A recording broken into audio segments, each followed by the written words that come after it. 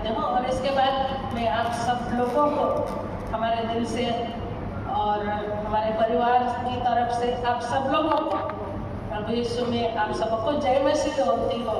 क्योंकि मैं तो सांसारिक तौर से तो अपनी माँ के गर्भ से तो पैदा हुई हूँ, लेकिन और एक बात याद है कि मैं छोटी सी मनियारी हॉस्टल में पढ़ी हूँ, वो तो याद है।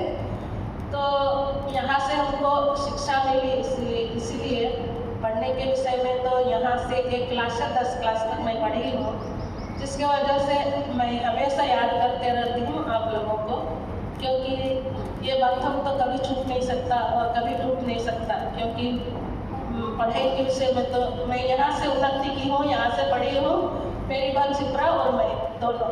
इसकी वजह से मैं फ्रांसिस अंकल को, जोधा अंकल को, रंजीत को और कमल अंकल थे और बामदेव अंकल, ये सभी लोग बहुत अच्छे प्रेम देने वाले अंकल सब हैं। मैं सभी लोगों को बहुत बहुत प्रार्थना में याद करते रहती हूँ।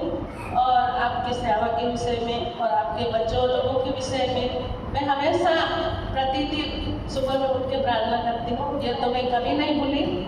आप लोगों के विषय में तो मुझे नहीं मालूम, आप लोग मुझे याद करते हो और नहीं, ये तो पता नहीं, लेकिन आप सब लोगों को हमेशा प्रार्थना में याद करते रहती हूँ।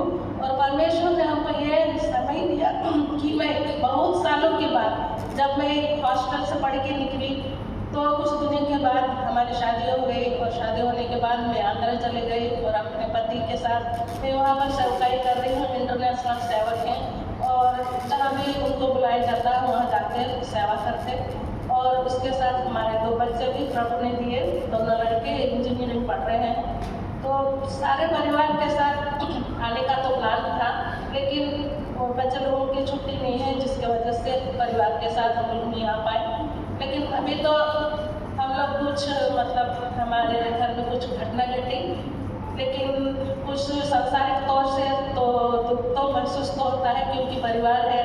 लेकिन संतोष आनंद की बात तो ये कि वो दोनों हमारे भाई प्रभु के पास है, ये तो मैं विश्वास करती हूँ।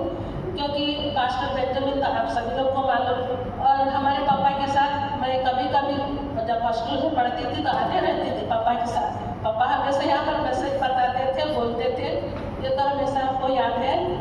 तो परमेश्वर ने हमको बहुत सालों के बाद फिर हमको ये मौका दिया कि आपके चेहरे को देखूं और आपके परिवार को देखूं और आपसे मैं इंजॉय करूं, आप सबों से मिलके जी। तो मैं उस पिता परमेश्वर को बहुत बहुत धन्यवाद देती हूँ, क्योंकि उसने मुझे यहाँ पर लेके आया आप लोगों से मिलने के लिए।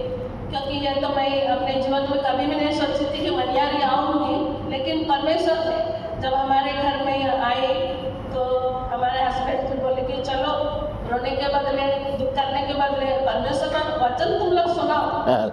तो परमेश्वर की आत्मा ने हम सबको बताई कि जाओ तुम लोग मनियार में जाओ और जहाँ कहीं तुमको बुलाया जाता है तुम लोग जाओ, परमेश्वर के वचन को सुनाओ। क्योंकि परमेश्वर का वचन है जो इतनी सामर्थ है, जो हर एक के जीवन को बदल देती है, हर एक समस्या को बदल देती है। तो परिवार में कुछ दुख भी है तो परमेश्वर अपने आशीषों से जरूर भर देगा। और ये आशीष तो केवल हमारे पापा और मम्मी जो दिल लगा के वो सेवा किए, जब तक वो जिंदे थे तब तक तो वो प्रभु के साथ प्रभु की सेवकाई में बहुत आगे बढ़े। और कितनी कठिनाइयाँ और समस्या वो लोग झेले, वो समस्या तो आप सभी लोग को मालूम है। और वो कितने मेहनत से ऊपर आए, मेहनत के साथ सेवकाई की, जिसका फल आज हम लोग देख रहे हैं कि उसके बच्चे लोग अच्छी पोजीशन में है। मैं भी ये कह सकती हूँ कि मैं आज आंध्र राष्ट्र में मैं रहती और सेवा करती हूँ। और प्रभु की सेवा करने में कितनी आनंद होती है, वो तो किसी चीज़ में आनंद नहीं होती, वो तो मैं महसूस के साथ बता सकती हूँ। नौकरी करना तो अच्छी बात है, पैसा आती है, लेकिन उसमें तो ज़्यादा शांति और आनंद नहीं रहता है। लेकिन सेवकाई में बहुत सारी आशीष रहती है और कितनी भी मुश्किलें आए भी तो परमेश्वर हम सबको संभालता है और चलाता है। प्रभु यीशु मसीह ईश्वर के से अंदर आंध्र और आप सबों से निवेदन करूँगी, आप जब भी आंध्र आए तो जरूर आप विशाखापट्टनम आइए, क्योंकि मैं विशाखापट्टनम में शिफ्ट हो गई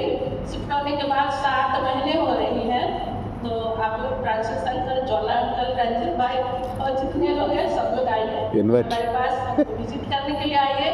परमेश्वर की आशीष से इसी तरह सब लोगों के साथ सब लोग के परिवार में जीवन में सेवकाई के क्षेत्र में बने रहे। प्रभु आशीष दे हम सबको। आमीन।